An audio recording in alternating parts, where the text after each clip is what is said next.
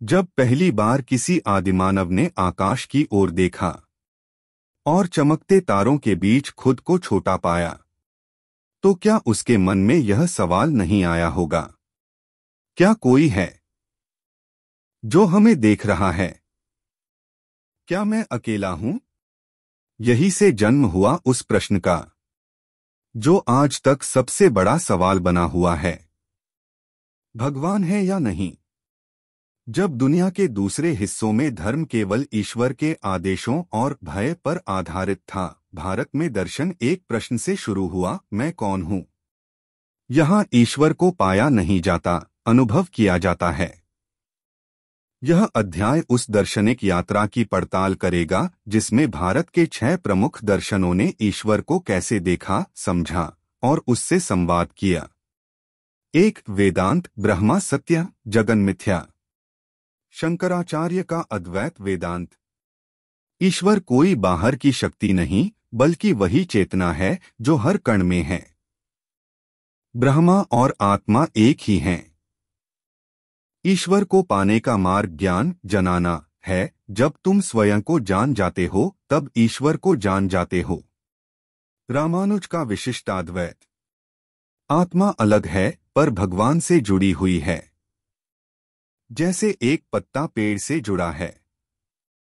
भक्ति ही मुक्ति का मार्ग है। मध्वाचार्य का द्वैत। ईश्वर और जीव अलग हैं।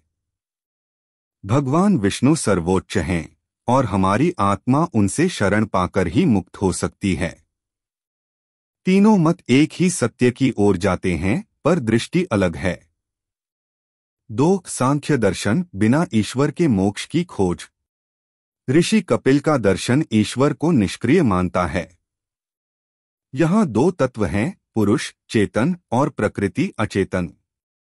जब पुरुष प्रकृति के भ्रम से मुक्त हो जाता है तब मोक्ष होता है। ईश्वर की जरूरत नहीं है, आत्मज्ञान ही पर्याप्त है। दिलचस्प बात, ये दर्शन नास्तिक नहीं है, पर ईश्वर निर्भर नहीं है। 3. योग दर्शन, ईश्वर से मिलन का विज्ञान। पतंजलि के योग सूत्रों में ईश्वर का स्पष्ट उल्लेख है। ईश्वर विशेष पुरुष है। ईश्वर को साक्षात अनुभव किया जा सकता है ध्यान, संयम और समाधि के द्वारा।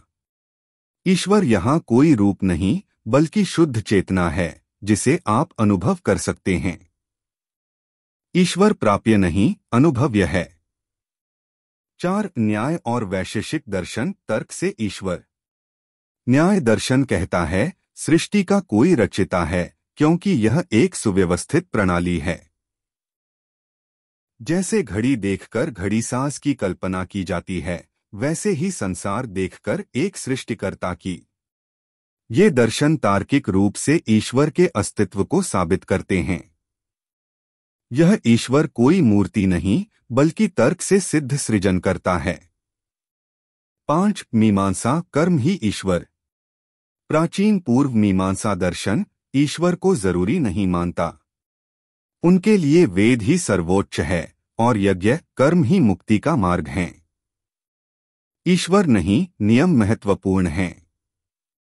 यह दर्शन दिखाता है कि भारत में ईश्वर से भी ज्यादा धर्म और कर्तव्य को महत्व दिया गया। 6. बौद्ध और जैन दृष्टिकोण, ईश्वर नहीं, आत्मा ही सर्वोच्च। बुद्ध ने ईश्वर का खंडन नहीं किया, लेकिन उसे केंद्र नहीं बनाया। ध्यान, करुणा और मध्य मार्ग, यही उनका संदेश था। जैन दर्शन में आत्मा ही परम है। ईश्वर नहीं, मोक्ष को लक्ष्य मानो। सत्य क्या है? यही प्रश्न विज्ञान भी पूछता है और दर्शन भी। लेकिन जहां विज्ञान प्रयोगशाला में जवाब खोजता है, वहीं दर्शन मन और चेतना में। तो क्या इन दोनों की दिशा अलग है या मंजिल एक ही? 1. विज्ञान की सीमा और उसकी महानता। विज्ञान हमें कैसे हाँ का उत्तर देता है। उदाहरण, ब्रह्मांड कैसे बना, कोशिकाएं कैसे काम करती हैं, लेकिन वह क्यों वाय का उत्तर नहीं देता। क्यों मैं हूं, क्यों मृत्यु आती है, क्यों कुछ नैतिक है और कुछ अमान्य? विज्ञान यह स्वीकार करता है कि उसके पास परम चेतना, आत्मा या अनुभव को मापने का कोई तरीका नहीं। 2. आधुनिक विज्ञान और ब्रह्मा। क्वांटम फिजिक्स कहती है पदार्थ ठोस नहीं, ऊर्जा की लहरें हैं। देखने वाला ही परिणाम को बदल सकता है। ये वही बातें हैं जो उपनिषद हजारों साल पहले कह चुके थे। यथा दृष्टि तथा सृष्टि।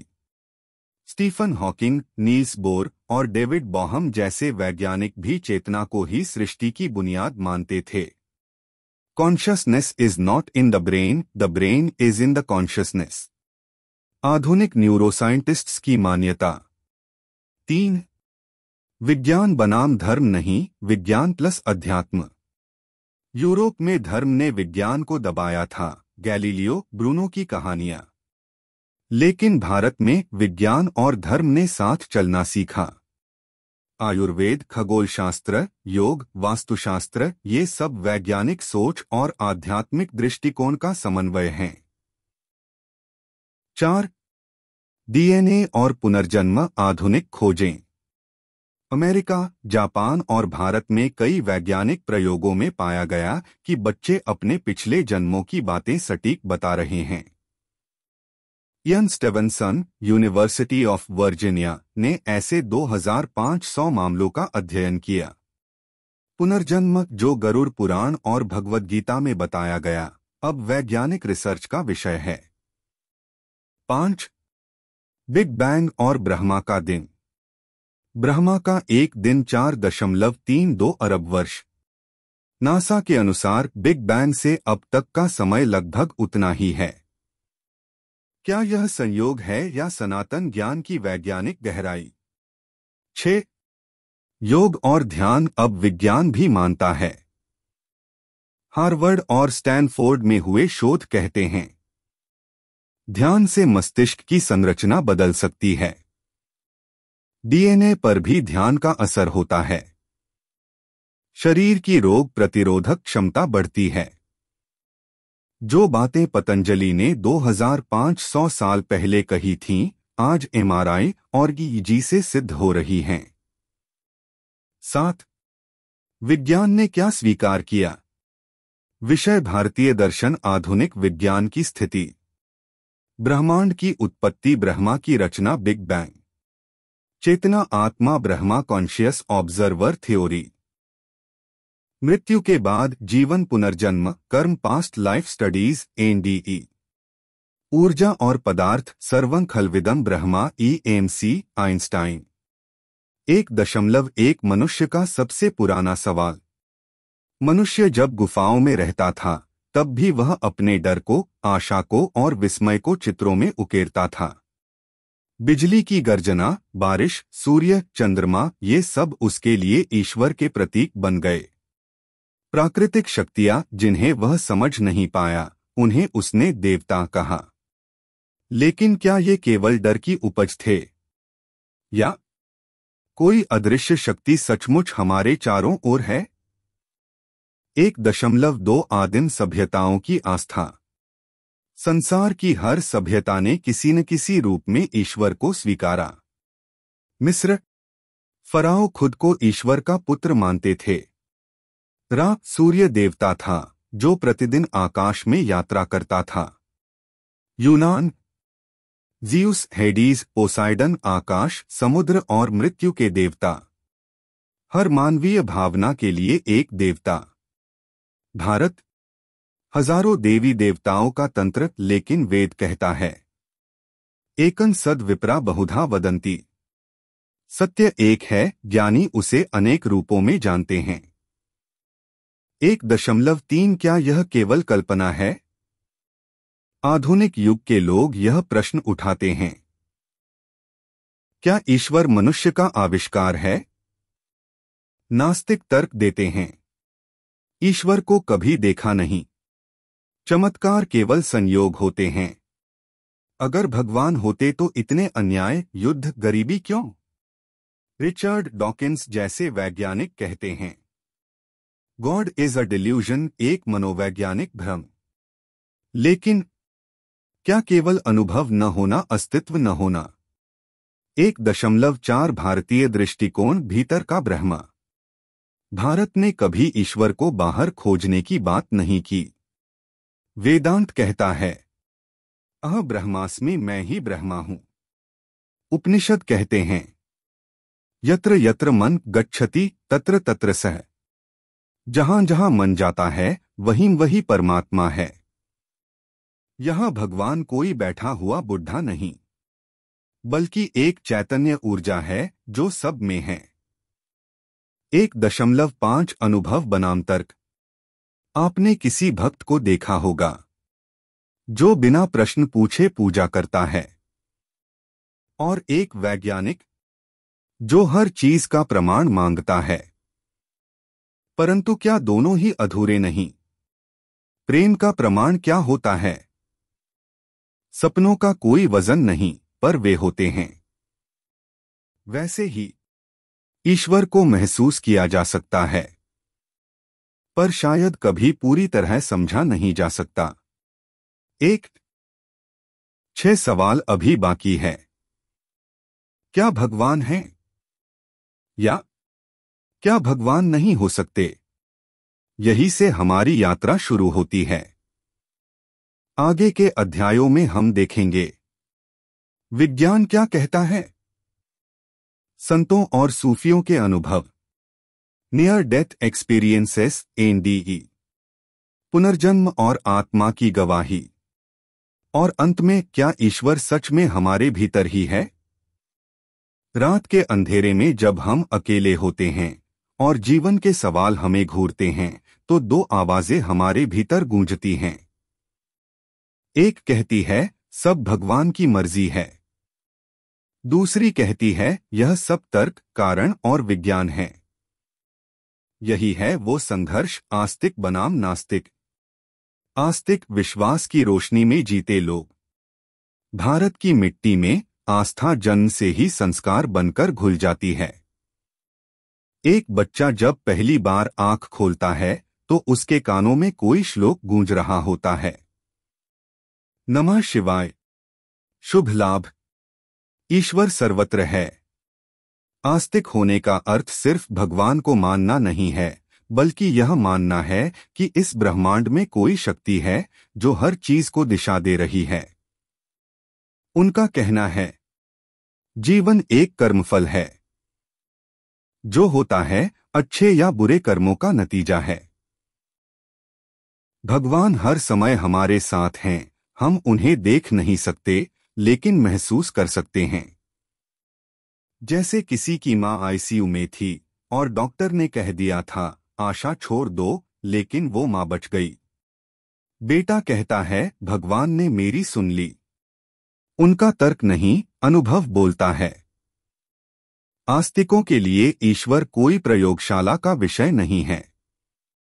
वह एक अनुभव है, एक भावना है। जैसे प्रेम को हम माप नहीं सकते, लेकिन महसूस कर सकते हैं, वैसे ही भगवान को भी। नास्तिक तर्क की मशाल उठाए खड़े लोग। नास्तिक पूछता है अगर भगवान है तो इतने अन्याय क्यों?